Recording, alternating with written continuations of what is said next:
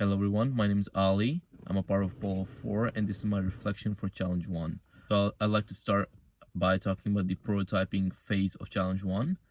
The important thing that I learned here was the design thinking process.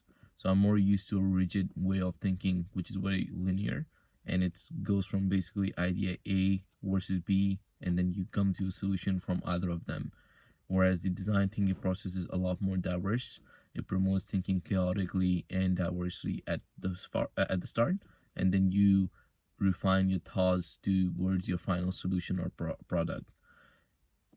Simone puts it really well in her TED Talk, where she says that one useless thing, which was her viral video, led to her life being completely changed. And this applies to pretty much any ideation process where one random idea that you might not think is important and may have come up in a chaotic way might end up being your solution or a solution down the line. All right, moving on to the collaboration part of my reflection. I think in terms of collaboration, despite having a varying skill set and thinking processes, we actually blended in quite well and had a lot of chemistry. I think the main good quality that all of our teammates had were equal contribution, and everyone was dedicated. So everyone played a part in the project, and it wasn't like one person was doing all the work or a couple of people were and someone wasn't doing something to contribute to the project. Furthermore, of course, respect and trust was a big role in our teamwork. I feel like there was no point where I felt ridiculed for my ideas or made feel dumb just because I suggested something that wouldn't work. And as far as I know, none of my other teammates felt that way. Lastly, for the positive part of contributions, I feel like we were quite adaptable. One of our teammates actually had to go on leave for personal reasons for about 2 weeks, which was which was the majority of the time that we were given for the project. But we didn't let that affect our workflow, and actually kept up with our performance output, and we were able to get the project out on time while still communicating everything with our teammates so they weren't left out. I think in the future, even though our collaboration was quite conflict free, I did feel like at some time some of the other teammates that were maybe a bit shy to speak out might have felt left out. A great Forbes article actually addresses this problem where people might feel like they've been unfairly left out.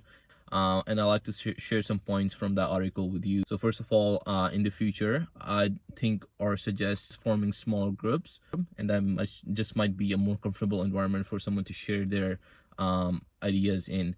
And building upon that, secondly would be making enough time for someone to go, for everyone to have personal thinking time.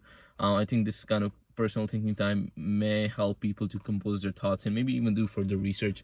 And lastly, when we have that moment where it's a tough decision and it seems like no one can agree on what to do, I think anonymous voting or deciding anonymously in any way can help push an idea or push through a phase where you're stuck. All right, to finish off, I'll talk about soft skills that I develop and observe in my other teammates during the project. First of all, the most obvious and maybe a bit boring as well would be communication.